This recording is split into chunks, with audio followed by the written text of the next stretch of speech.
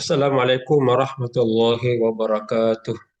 Waalaikumsalam warahmatullahi wabarakatuh. Alhamdulillah wassalatu ala rasulillah wa ala alihi wa ashabihi wa man wala. Allahumma anfa'na bima 'allamtana wa 'allimna ma yanfa'una wa zidna ilman. Alhamdulillah dengan izin Allah Subhanahu wa taala pada kesempatan berbahagia malam hari ini kita dapat lanjutkan kembali pengajian atau kajian Pandritana, dan tentu ini uh, tradisi kebaikan yang alhamdulillah dapat kita pertahankan dengan izin Allah Subhanahu wa taala. Ya, sebenarnya topiknya kalau dan berdasarkan susunan itu di jilid 1 setelah kitab haji itu adalah perawatan jenazah. Tapi ya lalu spontan itu keluar tentunya menuju keluarga sakinah. Saya bilang kenapa berubah lagi nih? Ya baiklah mungkin kembali ini juga ya salah satu program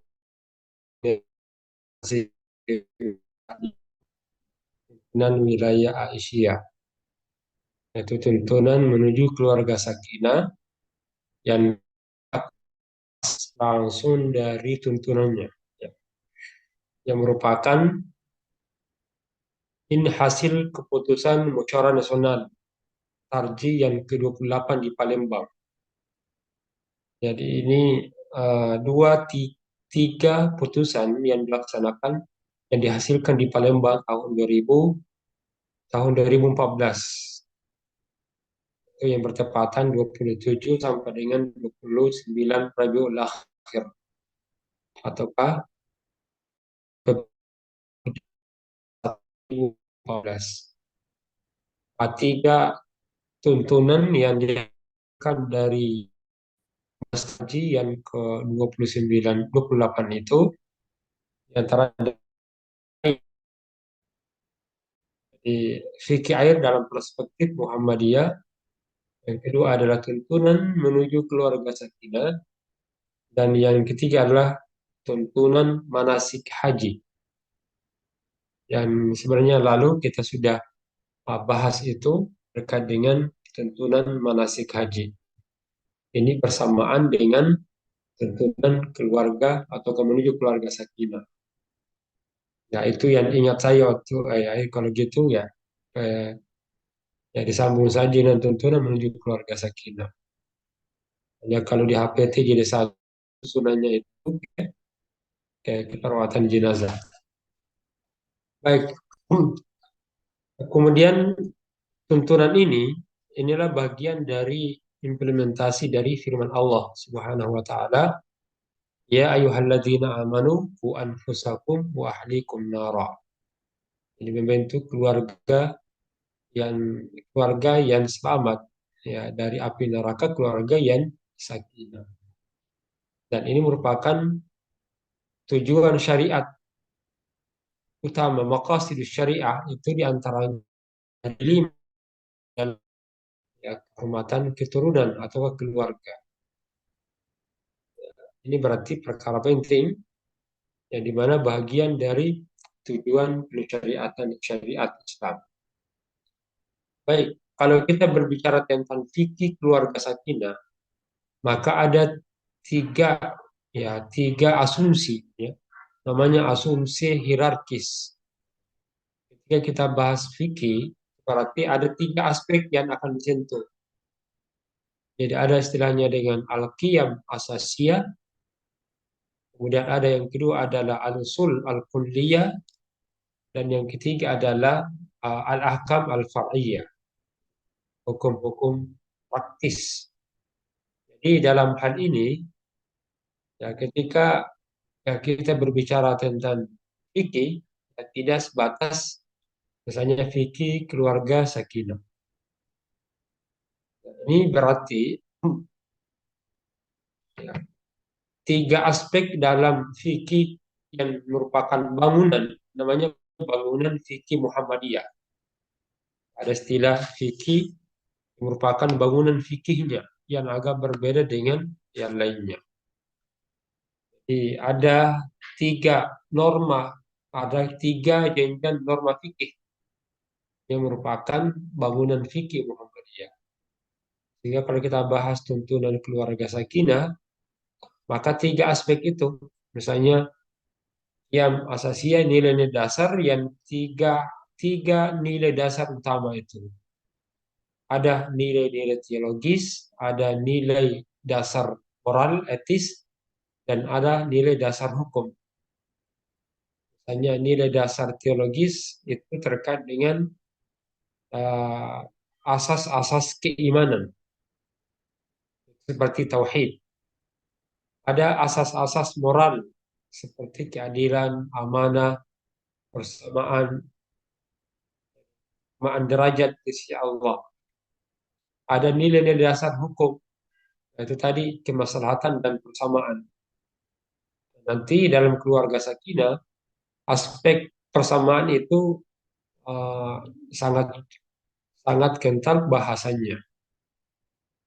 Kemudian nanti di situ ada usul-usul kuliah, misalnya asas-asas hukum Islam tidak menyulitkan. Jadi sifatnya berangsur bertahap. Lalu nanti muncullah yang namanya kesimpulan hukum taklif ataukah beban-beban. Baik, nah terkait dengan apa yang menjadi putusan tarji, ya terkait dengan tuntunan ini, maka ada 5 bab tuntunan menuju keluarga sakinah. Jadi diawali dari 5 bab itu, ada pengantar pendahuluan, ada konsep keluarga sakinah yang kedua, dan ada yang ketiga, hak dan kewajiban dalam keluarga sakinah. Dan yang keempat adalah pembinaan keluarga sakinah. Di situ untuk jadi kalau terkait dengan pendahuluan merupakan dasar Islam sebagai agama rahmat lil alamin, ada kesetaraan perempuan dengan laki-laki dan ada tantangan keluarga di era global. Itu pengantar dalam tuntunan keluarga. Nanti dalam konsep keluarga sakinah kita akan membahas apa makna dan asas keluarga sakinah itu. Lalu pernikahan sebagai pijakan pembinaan keluarga sakinah. Jadi titik awal pembinaan keluarga sakinah itu adalah pernikahan. Nah, nanti di bab 3 akan menjelaskan apa sih hak dan kewajiban suami istri. Lalu ada hak dan kewajiban orang tua dan anak. Ada kewajiban antar anggota keluarga selain keluarga inti. Ya. Nanti dalam pembinaan, bagaimana membangun pembinaan keluarga sakinah itu, ada pembinaan aspek spiritual, ada aspek pendidikan, ada aspek kesehatan dan lingkungan hidup, ada pembinaan aspek ekonomi, dan juga ada aspek sosial, hukum, dan politik. Nah, itu bagian-bagian pembahasan dari fikih. Jadi bangunan fikih di keluarga sakinah, konsep keluarga sakinah, maka ya fikih pertama yang harus dipahami bahwa Islam itu adalah agama rahmat. Ini pokok dasar dalam pembinaan keluarga sakinah harus dipahami bahwa Islam itu adalah agama rahmat. Nah, nanti bagaimana mengaitkan antara keluarga sakinah dengan konsep Islam agama rahmat itu? Artinya Islam yang diturunkan oleh Allah ke bumi ini harus diyakini bahwa itu untuk menjadi rahmat bagi seluruh alam semesta, rahmatan lil alamin. Nah, konsep rahmatan lil alamin ini kenapa harus diyakini dan sehingga kenapa Islam harus seperti itu agar manusia bisa hidup antara sesama dengan penuh kecintaan, kedamaian, serta kesejahteraan. Karena agama yang kita anut ini adalah agama rahmat, berarti keluarga yang dibangun itu atas dasar Islam adalah atas dasar cinta, atas dasar damai dan sejahtera. Itulah sehingga Allah sebutkan dalam Al-Quran, "Wa ma arsalnaka illa rahmatan lil alamin." Jadi, tidaklah kami mengutus engkau, hai Muhammad, melainkan untuk menjadi rahmat bagi seluruh alam. Lalu dalam surah Saba ayat 28 sama. "Wa ma arsalnaka illa kafatan linnas." Dan kami tidak mengutus kamu melainkan kepada umat manusia seluruhnya. Itu sebagai apa? Sebagai pembawa berita gembira. Basyiran wa nadhira. Sebagai berita gembira. Walakin, akan tetapi, aktsarun nasi la ya'lamun. Banyak manusia yang tidak tahu. Jadi surah Al-Baqarah, surah Al-Anbiya ayat 107 dan surah Al-Sab ayat 28. Ini apa maknanya dua itu? Dua ayat ini menegaskan bahwa Islam agama universal, agama yang membawa rahmat bagi seluruh alam, baik itu alam manusia, jadi alam tumbuhan, alam binatang, ada jin, ada malaikat, maupun seluruh jagat raya. Islam juga mengatur, Islam juga yang mengatur seluruh lingkungan hidup kehidupan manusia. Jadi ini konsep bahwa rahmatan lil alamin berarti seluruh kehidupan manusia itu diatur oleh Islam, termasuk kehidupan keluarga, termasuk kehidupan individu. Jadi mulai individunya, keluarganya, masyarakatnya, bahkan bangsa. Ini kalau kita pahami, Islam adalah agama rahmat, Islam mengatur seluruh kehidupan manusia, termasuk dalam rumah tangga. Nah, Islam juga ini itu mengatur seluruh aspek spiritualnya. Jadi pendidikan, kesehatan, lingkungan hidup, ekonomi, sosial, budaya, dan politik. Oleh karena itu aspek-aspek ini tidak boleh dipisahkan dari nilai-nilai Islam. Ya. Nilai pendidikan itu tidak boleh lepas daripada nilai-nilai rahmatan lil alamin. Pendidikan yang memberikan kerahmatan. Ya. Sama juga dengan kesehatan, lingkungan hidup, ekonomi harus berbasis rahmatan lil alamin. Budaya juga demikian, politik juga demikian. Maka basisnya adalah menjadi rahmatan lil alamin. Itu konsep, ya, konsep bahwa Islam itu adalah agama agama rahmat. Nah, coba kita lihat rahmat itu dari bahasa Arab. Rahmat itu berasal dari Arab asalnya rahmah. Jadi rahmat. Islam agama rahmat dari kata rahmatun. Kalau menurut Imam Al-Asfahani, bahasa Arab, makna rahmah itu adalah riqqah. Namanya riqqah. Riqqah itu perasaan halus.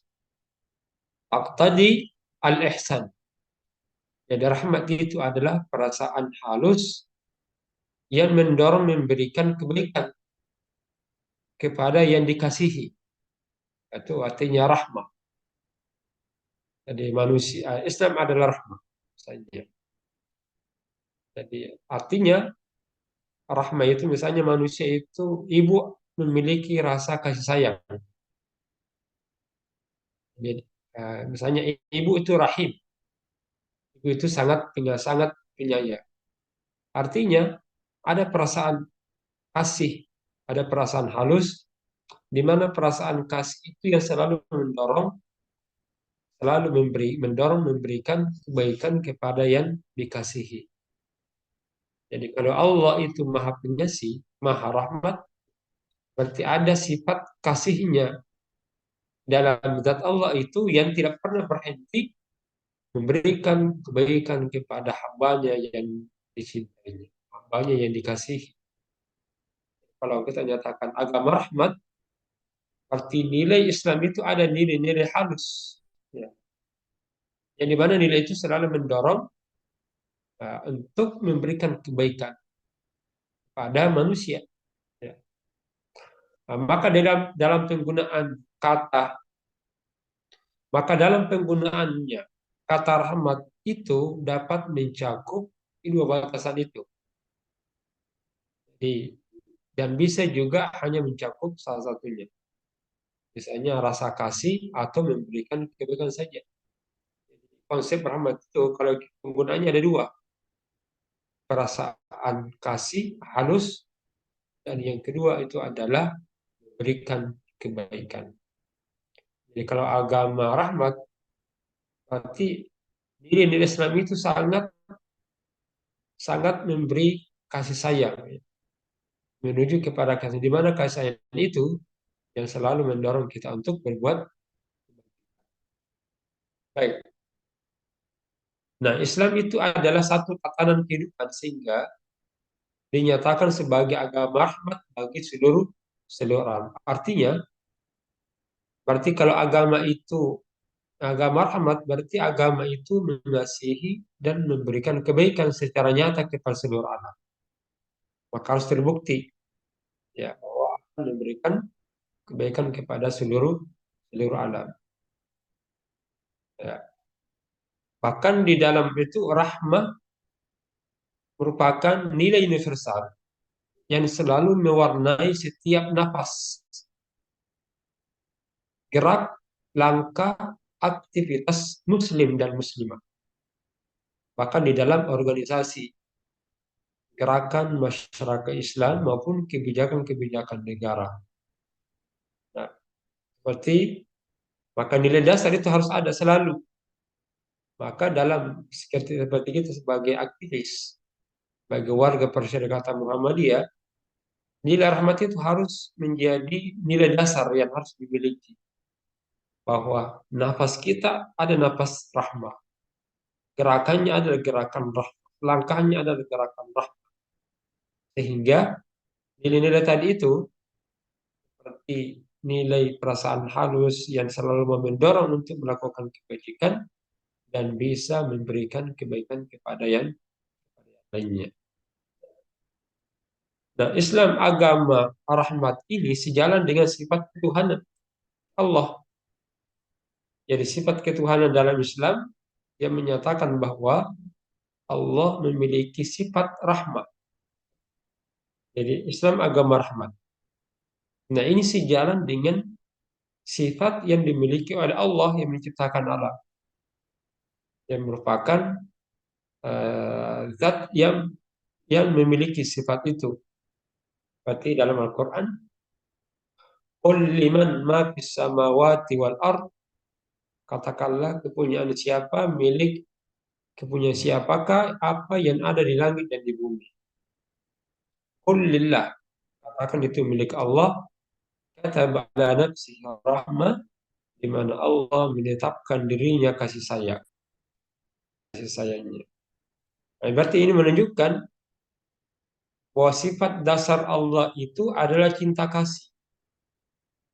Nah, sifat-sifat yang lain dari perbuatannya itu didasari dari sifat itu. Karena ada sifat dasar. Sehingga kalau misalnya ketika kita memperkenalkan sifatnya dalam Al-Fatihah, ya surah pertama dari bagian Al-Quran yang paling banyak dibaca umat Islam. Bahkan Allah sampai dua kali menyebut sifatnya itu, Maha Pengasih lagi Maha Penyayang. Jadi pertama dalam ayat pertama sebagai perkenalan pertama, dan yang kedua adalah ayat ketiga sebagai penegasan cinta kasih dalam menciptakan dan memelihara alam semesta. Awalin Bismillahirrahmanirrahim. Alhamdulillahi Rabbil Alamin. Ar-Rahmanir Rahim. Jadi ulang di situ. Oleh karena itu wajarlah kalau risalah Islam yang diwahyukan itu bagian dari perbuatannya yang melihara. Itu yang pertama. Kemudian kedua, sebagai pengantar dari tuntunan keluarga sakinah, bahwa ada kesetaraan perumpamaan dengan laki-laki. Ya, ini konsep dasar nilai atau nilai-nilai dasar dalam fikih atau kebangunan fikih Muhammadiyah, bahwa perempuan dan laki-laki itu setara. Kenapa? Karena Islam mengajarkan kepada penurutnya bahwa perempuan dan laki-laki serta di hadapan laki-laki setara di hadapan Allah. Jadi terus apa relasi laki-laki dan perempuan dalam posisi setara? Ini tidak ada superioritas. Jadi ataukah tidak ada yang diunggulkan dan direndahkan. Jadi makna kesetaraan perempuan dan laki-laki ada yang diunggulkan dan tidak ada yang direndahkan. Itu masing-masing memiliki potensi, punya fungsi, punya peran yang dalam memungkinkan untuk pengembangan diri. Yaitu, jadi ada kesetaraan, sehingga tidak ada yang mengungguli dan tidak ada yang rendahkan. Hanya saja perbedaan fitrah laki-laki dan perempuan itu menampakkan adanya kekhususan yang dimiliki laki-laki dan perempuan. Untuk apa itu perbedaan? Yang dimana ini adalah kekhususan. Oleh Muhammadiyah ini menunjukkan bahwa agar keduanya itu saling melengkapi dalam melaksanakan fungsi dan perannya baik di ranah domestik, rumah tangga maupun di masyarakat. Jadi perbedaan fitrah laki-laki dan perempuan itu menunjukkan berarti ada kekhususan. Di mana kekhususan baik laki-laki dan perempuan itu akan menjadi saling melengkapi dalam melaksanakan fungsi dan perannya. Apakah dia sebagai dalam rumah tangga atau ke masyarakat atau bahkan di dunia publik seperti masyarakat. Baik, apa konsep kesetaraan perempuan di dalam dengan laki-laki? Pada terjemah bahwa pertama, apa makna kesetaraan laki-laki dan perempuan? Jadi perempuan dan laki-laki sama-sama sebagai hamba Allah. Ya. Jadi mana keduanya memiliki kedudukan setara dan memiliki fungsi ibadah. Ya. Hanya laki-laki dan perempuan memiliki kesempatan yang sama untuk beriman dan beramal soleh. Sama-sama punya kesempatan. Nah, yang membedakan adalah apa yang membedakan keduanya di hadapan Allah? Hanyalah kualitas iman dan takwa. Kemudian pengabdiannya kepada Allah dan amal solehnya. Nah, itu yang membedakan. Wa ma khalaqtul jinna wal insa illa liya'budun. Nah, ini konsep pertama dalam konsep teori kesetaraan perempuan dan laki-laki. Oleh tarji bahwa laki-laki dan perempuan itu kedudukannya setara dalam memiliki fungsi ibadah. Jadi perempuan punya kesempatan sama dengan laki-laki untuk beriman dan beramal soleh. Yang membedakan nanti ya takwanya dan di hadapan Allah Subhanahu wa taala. Baik, nah, itulah yang dijadikan dasar dalam surah An-Nahl yang masyhur kita hafalkan. Man 'amila shalihan min dzakarin aw untha wa huwa mu'min fala nuhyilu hayatan thayyibah wa la najziyannahum ajrahum biahsani ma kanu ya'malun. Jadi siapa yang beramal soleh baik laki-laki maupun perempuan dalam keadaan beriman, maka sesungguhnya akan kami berikan kepada mereka balasan yang baik. Jadi di situ semuanya punya hak. Ya, dalam soal nisa juga demikian. Wa may ya'mal minas shalihat min dzakarin aw untha wa mu'min fa ulaika yadkhulul jannata wa la yuzlamuna nakira. Jadi siapa saja melakukan amal soleh baik laki-laki maupun perempuan, dalam keadaan beriman, mereka ini akan masuk surga dan mereka tidak dianiaya walaupun sedikit. Ya. Itu makna kesetaraan perempuan dan laki-laki dalam keluarga sakinah. Yang kedua, makna kesetaraan itu artinya laki-laki dan perempuan itu sama-sama sebagai khalifah. Nah, tadi sebagai abid, setara dia sebagai abid. Sholat, puasa, beramal soleh. Nah, sisi lain, laki-laki dan perempuan ini juga sama-sama sebagai khalifah. Jadi wakil Allah di muka bumi. Nah, mereka ini berdua memiliki kesempatan dan wewenang sama dalam menjalankan fungsi sebagai misalnya memakmurkan dunia atau memimpin sesuai dengan potensi. Potensi ada fungsi dan peran yang dimainkan. Nah, itu berarti yang disebutkan Al-Quran wa qala rabbuka lil malaikati inni ja'ilun fil ardi khalifah. Jadi sama-sama punya mengambil peran sebagai abid dan bagi laki-laki dan perempuan itu setara di dalam mewujudkan sebagai hamba, sebagai khalifatun fil ardi. Ya. Dan kenapa harus kemudian makanya kan orang beriman itu saling tolong menolong. Al-mu'minun wal mu'minat ba'duhum awliya'u ba'd. Jadi laki-laki dan perempuan sebagian mereka adalah menjadi penolong ataukah pemimpin bagi sebagian yang lain.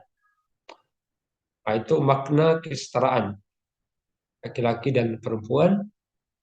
Jadi yang pertama bahwa manusia dan perempuan laki-laki sama sebagai hamba Allah. Jadi keduanya memiliki kedudukan dan setara sebagai abid. Nah, yang kedua adalah ya kita sebutkan bahwa manusia itu sebagai khalifatun fil ardi, sebagai khalifah uh, untuk di muka bumi ini punya kesempatan dan wewenang yang sama menjalankan fungsinya dalam mengelola dan memakmurkan dunia. Nah, yang ketiga, Adam dan Hawa itu bersama-sama sebagai aktor dalam kisah Al-Quran tentang penciptaan manusia. Jadi Adam dan Hawa itu sama-sama sebagai aktor dalam kisah tentang penciptaan manusia. Kalau kita baca dalam tafsirannya. Jadi seluruh ayat tentang kisah Adam dan Hawa itu sejak di dunia atau di surga hingga turun ke bumi itu menggunakan kata ganti mereka berdua, yaitu huma, yang artinya melibatkan secara bersama-sama dan secara aktif Adam dan Hawa. Itu sama-sama aktifnya. Ya, kalau kita baca ayat Quran kan, biasanya Allah menggunakan kata gantinya huma. Apa artinya huma? Dia berdua, artinya saling melibatkan. Jadi terlibat secara bersama-sama, secara aktif, baik Adam dan Hawa. Dengan menggunakan kata huma. Ya, huma. Apa contohnya dalam ayat-ayat? Misalnya dalam surah Al-Baqarah ayat 35. Wa qulna ya Adam uskun anta wa zawjukal jannata wa kula minha ragadan haitsu syi'tuma wa la taqraba hadhihi syajarah fatakuna minadh dhalimin. Jadi, ayat seluruh ayat tentang kisah dan Adam itu sejak di surga hingga turun menggunakan kata mereka berdua. Itu artinya keduanya terlibat secara bersama-sama, ya, aktif bersama. Misalnya dalam surah Al-Baqarah ayat 35. Wa qulna ya Adam uskun anta wa zawjukal jannah. Adam diamila oleh kamu dan istri surga ini. Wa kula minha ragadan haitsu syi'tuma wa la taqrabu hadhihi syajarata fatakuna minadh dhalimin. Baik, jadi aktor Adam dan Hawa sebagai aktor dalam kisah menggunakan kata dalam penciptaan manusia kata huma. Dan itu punya makna, yaitu terlibat bersama-sama. Kemudian kedua, Adam dan Hawa itu mendapatkan kualitas godaan yang sama dari setan. Ya, seperti berarti ada kesetaraan di situ. Buktinya, ya, setan itu kan mendapatkan Adam dan Hawa mendapatkan kualitas godaan yang sama-sama dari setan. Waswasalakum syaitanu yubdi lahuma ma wuri anhuma min sawatihima wa qala ma nahakuma rabbukuma an hadhihi syajara illa an takuna malakain atau takuna minal khalidin. Jadi baik Adam dan Hawa itu sama-sama ada keterlibatannya untuk mendapatkan manusia yang berkualitas. Kemudian yang ketiga, jadi selain bahwa manusia uh, jadi setara laki-laki dan perempuan, bahwa Adam dan Hawa diciptakan dengan dalam surga dengan fasilitas surga. Dan Adam dan Hawa kualitas godaannya sama dari setan. Dan yang ketiga, bersama-sama melanggar norma yang digariskan Allah. Berarti setara di situ. Baik Adam dan Hawa ditetapkan oleh Allah sama-sama memakan buah pohon larangan sehingga menerima akibat diturunkan ke bumi sebagaimana disebutkan dalam Al-Quran. Padallahumma biqurur lamma dzaka syajara badat lahuma sawatuhuma. Nah, kemudian sisi lain, kenapa manusia setara laki-laki dan perempuan? Adam dan Hawa itu bersama-sama menolong, memohon ampun dan diampuni oleh Allah. Jadi Adam dan Hawa itu sama-sama berdoa. Qala Rabbana zalamna anfusana wa illam taghfir lana warhamna lanakunanna minal khasirin. Jadi Adam dan Hawa itu sama-sama mohon kepada Allah agar mendapatkan ampunan. Nah, itu tidak sendiri-sendiri, tapi bersamaan. Berarti punya kesetaraan. Baik, itu yang ketiga. Kemudian keempat, laki-laki dan perempuan itu sama-sama berpotensi dalam meraih prestasi dan kesuksesan. Jadi baik dengan menampalkan kisah Nabi Adam, sisi lain bahwa laki-laki dan perempuan itu berpotensi untuk meraih prestasi dan kesuksesan. Nah, ini disebutkan dalam Al-Quran, dalam surah An-Nisa dan surah An-Nahl di atas. Ya, bahwa man amila salihan min dzakarin aw untha wa mu'min falanuhyiyannahu hayatan thayyibah. Baik. Kemudian yang kelima, ya kenapa ada kesetaraan laki-laki dan perempuan? Laki-laki dan perempuan itu memiliki kedudukan setara di depan hukum. Jadi perempuan yang berbuat salah itu akan mendapatkan sanksi atas pelanggaran yang telah dilakukannya. Sebagaimana laki-laki. Jadi keduanya bertanggung jawab atas kesalahan yang diperbuatnya. Dan Al-Quran telah menegaskan bahwa laki-laki dan perempuan yang berzina itu mendapatkan hukum had. Nah, demikian juga dengan pencuri, perampok, koruptor, baik laki-laki maupun perempuan, itu akan mendapatkan sanksi atas kesalahan yang diperbuatnya. Nah, kemudian yang terakhir, jadi dari kesetaraan itu bahwa nilai-nilai kesetaraan di atas itu, jika benar-benar diimplementasikan, insya Allah itu akan memudahkan untuk mewujudkan cita-cita diturunkannya Islam sebagai rahmat bagi semesta alam. Karena itu, nilai-nilai kesetaraan tersebut harus dijadikan dasar utama untuk memahami relasi laki-laki perempuan termasuk dalam membangun keluarga. Jadi ada kesetaraan. Dalam hal di depan hukum itu setara antara laki-laki dan perempuan. Baik, saya kira demikian ini.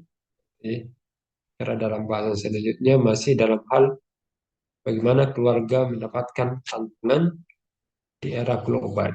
Ya, baik, saya kembalikan dulu. Ya. Baik, demikianlah tadi penjelasan Ustadz terkait ya ada dalil, kemudian konsep keluarga sakinah yang banyak-banyak dijelaskan terkait kesetaraan. Dan kepada Yunda sekalian, Ibunda yang ingin bertanya, saya persilahkan.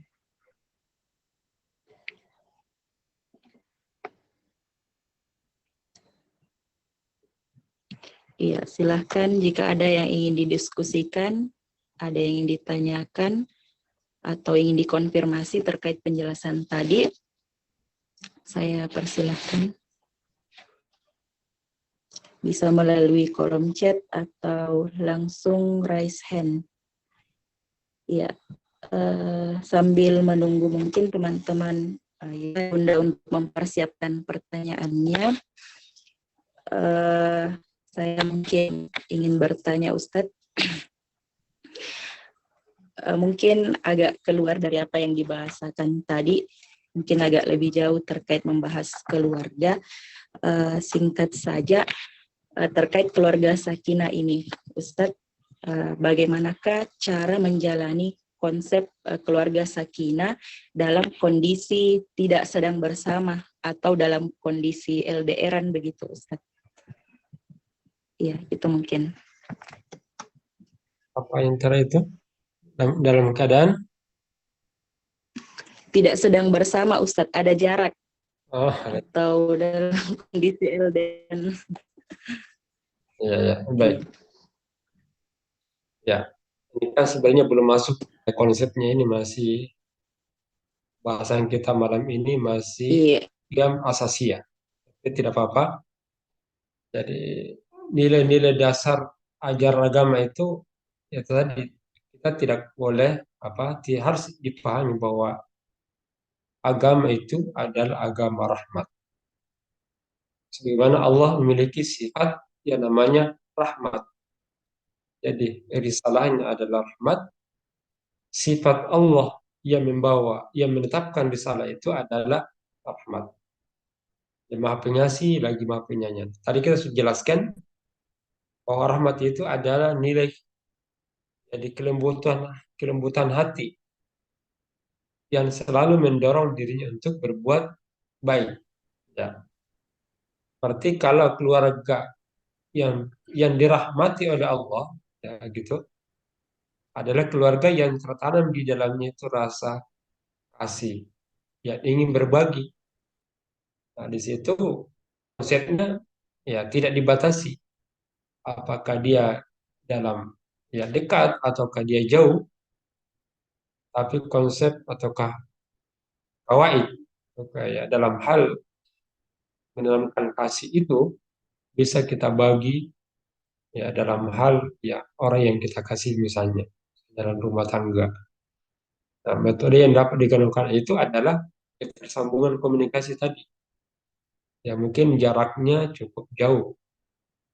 Tapi saat itu akan terbangun komunikasi, terbangun kasih yang selalu berbagi. Nah, berbagi itu ada yang sifatnya materi dan ada yang sifatnya spiritual, ada yang sifatnya terbangun eh, hati yang menyatukan dalam hal itu walaupun berjarak. Ia memberikan nilai ketenangan yang namanya rahmat. Rahmat itu adalah apa yang mampu kita terapkan. Jadi ketenangan jiwa, ketenangan hati dalam ini kebutuhan-kebutuhannya. Yang kedua, konsep jauhnya manusia itu bukan menjadi pembatas terhadap dekatnya. Sama lah kalau kita beribadah. Seperti konsep al-ihsan. Jadi kalau kaidah ihsan itu tadi kan, nilai rahmat itu adalah sifat lembut yang selalu mendorong untuk berbuat ihsan. Ihsan itu adalah kalau di definisi ayat atau hadis Nabi, antak budallaha ka'annaka tarahu. lam takun tarahu fa innahu yaraka. Ibadah seakan-akan Allah dekat, seakan-akan Allah melihat kita, ataukah melihat Allah Subhanahu wa taala, ataukah kalau tidak Allah yang melihat. Nah, kedekatan keluarga seperti itu. Keluarga yang berjauhan ketika mampu bisa merasakan kedekatan walaupun jauh. Bagaimana indikator kedekatan hamba dengan Tuhannya?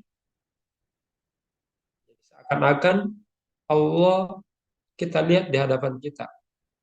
Berarti dia yang mengawasi. Berarti ibadah seakan-akan Allah di hadapan.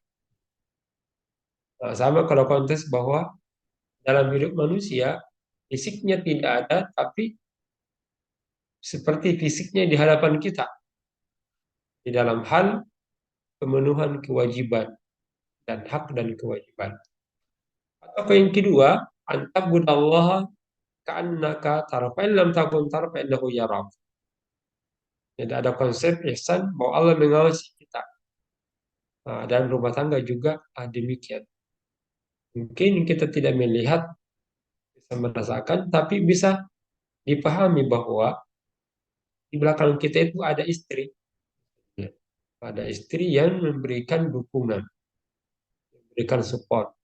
Ataukah sebaliknya, ada sementara suami yang selalu membimbingnya. Bimbingan, ya, yang membina, yang menuntun dalam meraih daripada tujuan hidup manusia. Kan pasangan itu adalah syarikatul haya. Pasangan hidup dalam mencapai tujuan itu. Tujuan hidup bahagia, sebahagia-bahagianya di dunia. Kenapa terlalu tidak ringan untuk membawa diri dalam siratul mustaqim. Karena dalam mencapai tujuan hidup manusia itu ada duri biru, ada duri kiri kanan. Nah, duri ini itu bisa lebih mudah kita lewati saat saat ada yang ada di hadapan kita. Ya, menjadi kalau di hadapan berarti penuntun, ataukah dia berada di posisi di belakang. Di posisi depan menjadi contoh yang baik. Aku juga.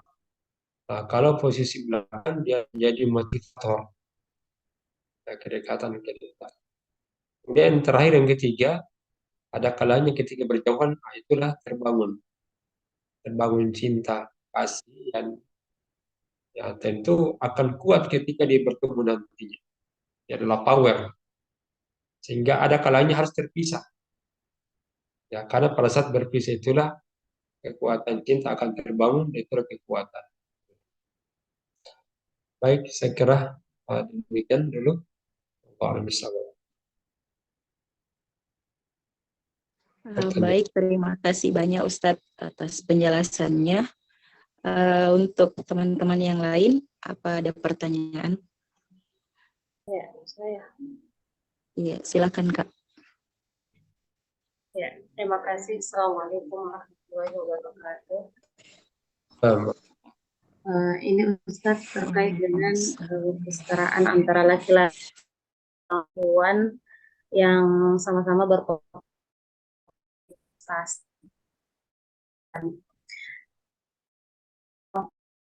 Itu terbentuk dengan rasa malu. Rasa malu. Mereka juga dapat, tapi ya, entah rasa malu hingga sampaikan itu tidak disampaikan karena lebih mengedepankan ya karena malu-malu untuk kemudian berbicara apa dan sebagainya seperti itu Ustaz. Mungkin butuh mungkin kami sedikit terkait dengan itu karena jujur saya juga kadang biasa melewatkan satu misalnya diskusi mungkin karena entahlah itu apa ya mungkin rasa malu atau kurang percaya diri sehingga memang itu tidak tersampaikan apa yang kemudian menjadi pemikiran kita dalam sebuah diskusi atau dalam sebuah pertemuan-pertemuan. Sehingga saya ingin lebih memperjelas terkait dengan sifat malu yang memang penempatannya itu yang sesuai dengan syariat, Ustaz. Terima kasih. Oke, baik. Terima kasih, Kak. Mungkin langsung saja dijawab Ustadz. Ya, terkait Ya, kedudukan baik. malu dalam hal ini. Ya, silahkan Ustadz. Saya mengambil satu contoh kasus. Di kasus Ibnu Umar, jadi ketika ditanya, Nabi SAW pernah bertanya begini, jadi tahukah kalian ya pohon apa yang jadi pohon apa yang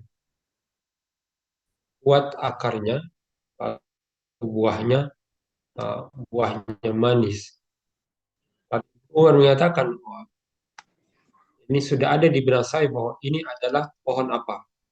Tapi karena sifat yang pertama malunya disampaikan itu dan di hadapannya itu adalah para pembesar. Ibnu Umar ini masih dewasa, masih muda sekali di tengah-tengah besar sahabat. Sehingga kalimat yang seharusnya dia bisa jawab ditunda, ya. Dia tidak sampaikan. Nah terkait itu, maka kata sahabat, yang dimaksud itu adalah buah kurma, pohon kurma. Ibnu Umar menyatakan, sebenarnya sudah ada dalam hati saya buah kurma itu ataukah pohon kurma. Tapi karena respeknya terhadap para sahabat senior, sehingga terkadang belum mundur. Nah, itu Ibnu Umar itu. Ibnu Umar karena melihat di sekitarnya itu ada senior-senior. Dan perkara itu bukan ini adalah bagian dari hikmah. Jadi sebenarnya bahwa apa yang ia miliki itu sebenarnya dia sudah dapati. Namun ada sifat terkadang membatasi dirinya. Jadi kalau menurut sahabat itu bagian dari hikmah. Nah, kemudian kedua, itu sebenarnya mendorong diri kita untuk selain untuk mempersiapkan diri dan membuatkan diri konsep-konsep yang kita miliki. Seperti bahwa ada pandangan yang lain, boleh saja pandangan itu sama dengan kita. Atau menjadi bukti bahwa apa yang kita pahami itu tidak sama dengan paham orang lain. Jadi terkadang biasa muncul. Nah kalau muncul kebiasaan seperti itu, maka pembelajaran lain adalah yaitu nanti bisa mensinkronkan antara apa yang menjadi ilmu kita atau jawaban kita sinkronkan dengan jawaban orang lain. Nah, kalau ternyata sama, berarti kita disyukuri. Kalau tidak,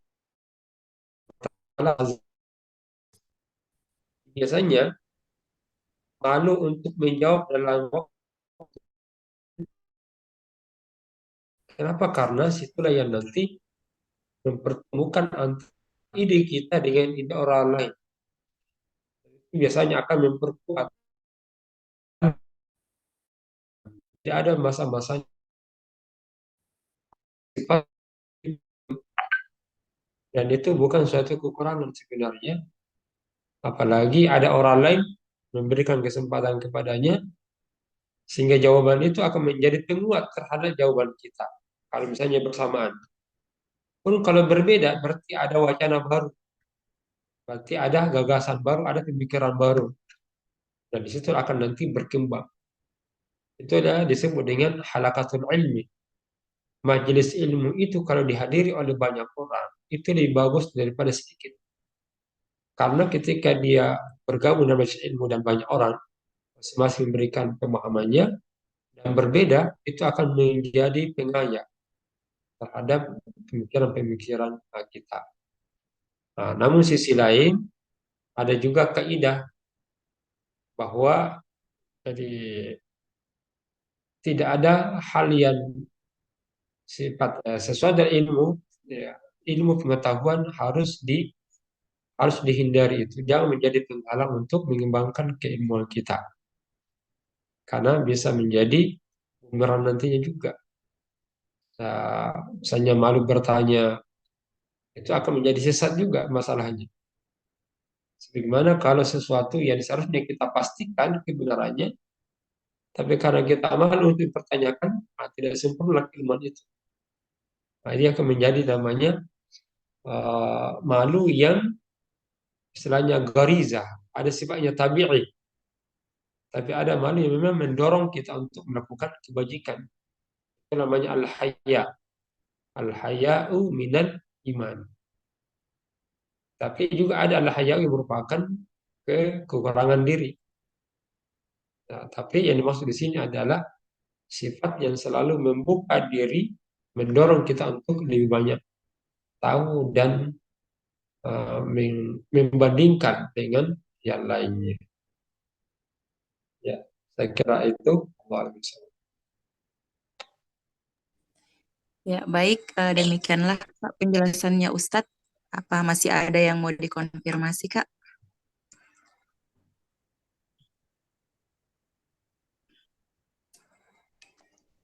Halo, cek.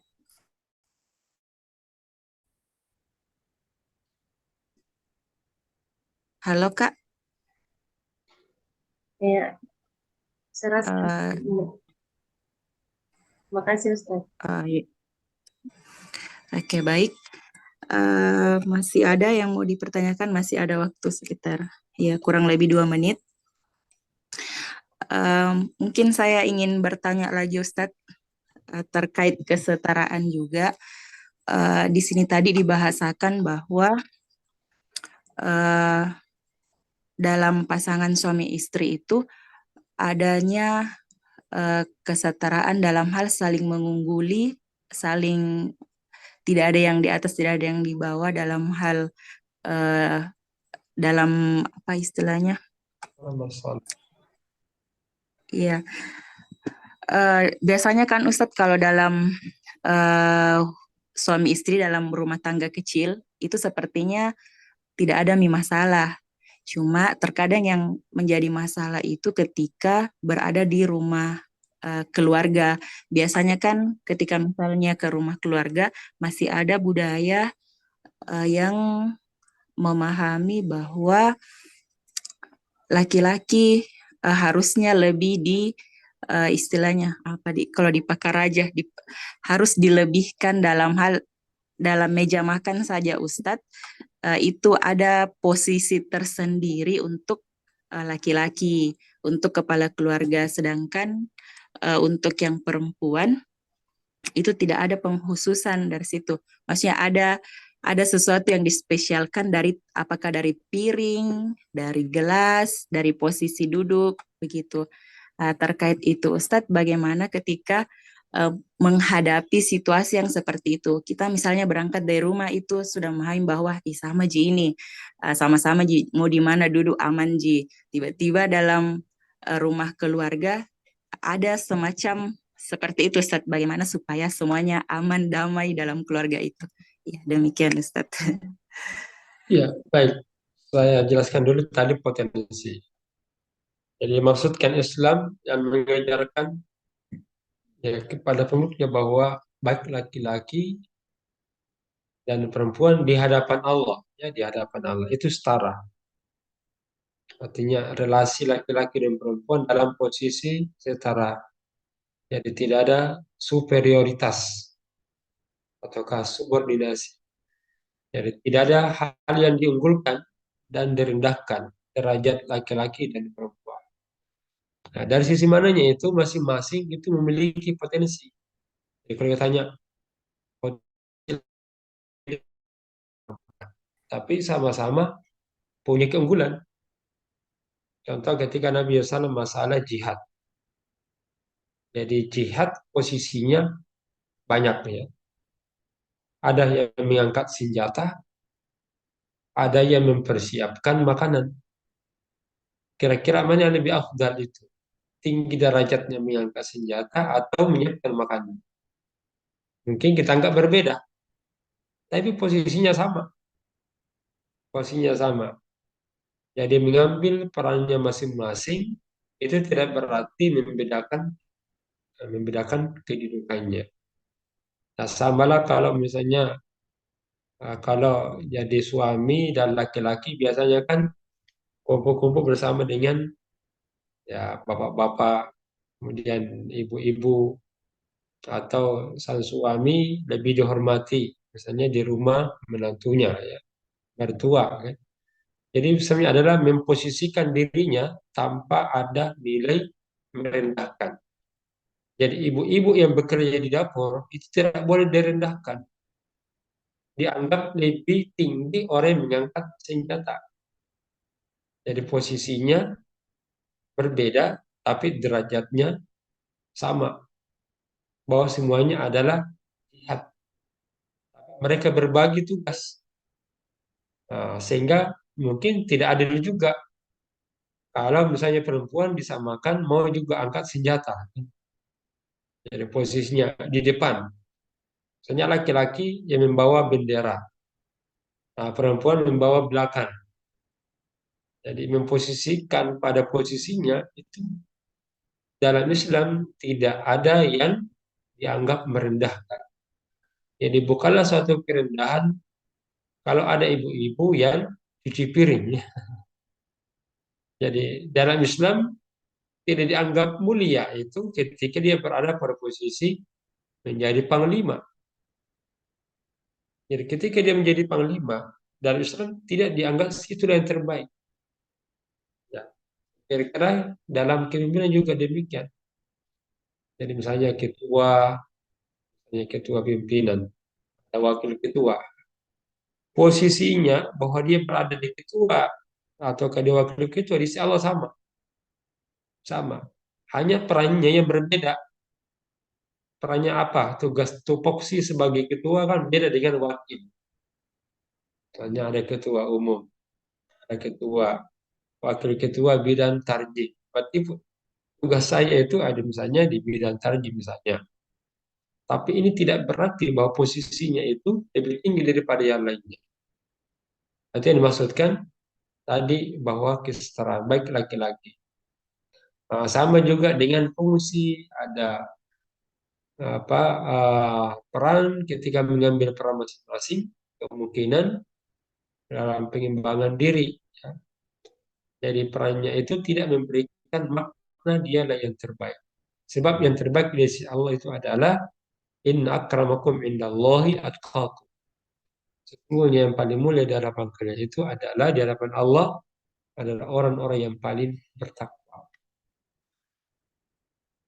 Kemuliaan itu bukan pandangan manusia sebenarnya, tapi bagaimana kita memandang diri, pandangan Allah Subhanahu wa taala.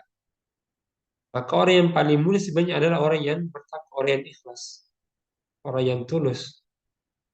Karena ketinggian ketulusan itu di atas rata-rata. Nah, kerendahan manusia itu kalau dia beramal karena manusia, setelah dia rendah. Karena nilai ketakwaannya tercabut. Saat itu dia akan dinyatakan rendah di hadapan Allah Subhanahu wa taala. Dan itu makna derajat yang sesungguhnya. Kita dengan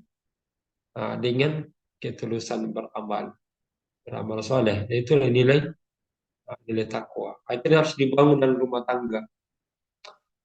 Antara suami dan istri, siapa yang paling utama di situ? Orang yang tulus. Ya, tulus itu ditandai, saya biasa sampaikan, mereka, tulus itu adalah mereka yang mencintai sesuatu. Mereka yang bekerja keras. Tulus itu mereka yang bersungguh-sungguh, yang mau berkorban. Jadi kalau suami atau istri lebih banyak berkorbannya adil yang tertinggi. Walaupun posisinya sebagai suami berbeda dengan sebagai suami atau sebagai istri. Nah, yang membedakan derajatnya adalah ketinggian, ketulusan di dalam mengambil peran-peran itu. Sehingga di mana saja, mau jadi jabatan, atasan maupun bawahan. Kalau sisi Allah ukurannya bukan pada posisi jabatan itu, tapi posisi kemampuan untuk tulus dalam memegang peran sebagai apa, itulah yang tertinggi di hadapan Allah. Inna akramakum indallahi atqakum. Karena itu Mungkin kelihatan tidak tinggi, tapi di situ Allah muliakan di situ. Nah, itu kan istilahnya keikhlasan dan ketulusan itu yang memuliakan diri, yang memuliakan diri kita di hadapan Allah Subhanahu wa taala. Walaupun mungkin kelihatan rendah, tapi disitulah harga diri kita. Kita tulus dalam mengambil ataukah menjalankan tupoksi kita. Baik, saya kira demikian. Wallahu a'lam bishawab. Iya, sudah lewat 2 menit. Sebelum saya mempersilahkan Ustadz untuk memberikan closing statement, saya ingin membagikan sedikit apa yang sempat tercatat tadi, bahwa salah satu yang menjadi tujuan utama dari keluarga Sakinah itu, yang merupakan juga dalil dari keluarga Sakinah, yaitu terkait menjaga keluarga dari api neraka.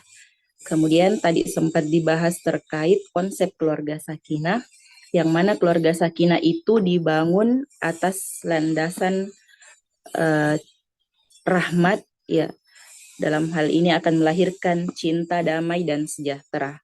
Kemudian sempat dibahas juga terkait kesetaraan, ya, ada kesetaraan dalam fungsi iman, fungsi khalifah, kemudian kesamaan Adam dan Hawa sebagai aktor yang dituliskan dalam Al-Quran, dalam hal ini adalah fungsi penciptaan, kemudian potensi dalam mendapatkan godaan serta pengampunan, kemudian potensi untuk meraih prestasi dan kesuksesan, serta kedudukan yang setara di depan hukum. Adapun perbedaannya merupakan perbedaan dari fitrah, yang mana perbedaan itu merupakan kekhususan yang memiliki potensi masing-masing. Ya, saya pikir demikian untuk kesimpulan untuk pada hari ini, dan seperti yang dibahasakan tadi akan ada pembahasan selanjutnya terkait keluarga dalam tantangan era globalisasi, ya Ustadz. Ya, semoga teman-teman yang ada sekarang ini bisa tetap komitmen untuk melanjutkan. Dan sebelum saya tutup, saya mempersilahkan kepada Ustadz untuk memberikan closing statement. Tafadhol Ustadz. Ya, baik. Bismillah. Yang terakhir ini adalah suatu keyakinan ketika terbangun kuat dan tingkah laku kita, khususnya dalam rumah tangga. Nah, karena itu, keyakinan kuat itulah yang terbukti akan memberikan ketulusan, keikhlasan di dalam menjalankan fungsi kita masing-masing.